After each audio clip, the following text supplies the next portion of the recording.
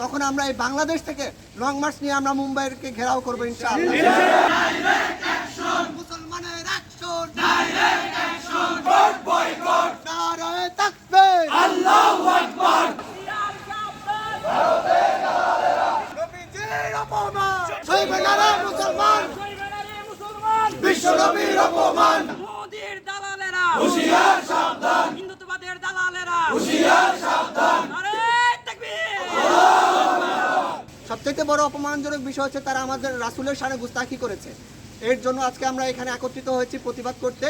আমরা যদি ভারতের দিক, আমরা যদি আমাদের আরবের রাসূল সাল্লাল্লাহু আলাইহি সাল্লামের সেই সময়ের দিকে তাকাই, সাহাবারা রাসূল সাল্লাল্লাহু আলাইহি সাল্লামকে দেখলেই বলতেন ফিদাকা ইয়া আবি ইয়া উম্মি ইয়া রাসূলুল্লাহ সাল্লাল্লাহু আলাইহি সাল্লাম, যার অর্থ হচ্ছে যে হে রাসূলুল্লাহ সাল্লাল্লাহু আলাইহি সাল্লাম, আপনার জন্য আমার বাবা মা উৎসর্গ করা হোক।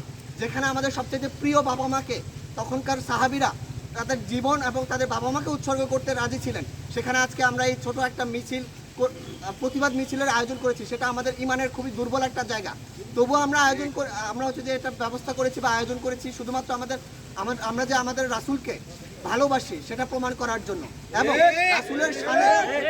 রাসূলের শানে যদি কেউ বেয়াদবি করে, রাসূলের শানে যদি কেউ গোস্তাখি করে, আমরা মুসলমান হিসাবে এটা কখনোই মেনে নিতে পারি না।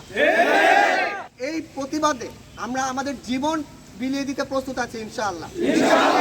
প্রমাণ করার জন্যই আমরা হচ্ছে যে ভারতকে হুঁশিয়ারি জানাচ্ছি এবং বিজেপি সরকারকে হুঁশিয়ারি জানাচ্ছি আমাদের নজরুল বিশ্ববিদ্যালয়ের মাটি থেকে, যে পরবর্তীতে যদি এই ধরনের কোনো গোস্তাখি করা হয়, আমরা দেখেছি মহারাষ্ট্র থেকে লং মার্চ নিয়ে মুম্বাইয়ের উদ্দেশ্যে রওনা করা হয়েছে।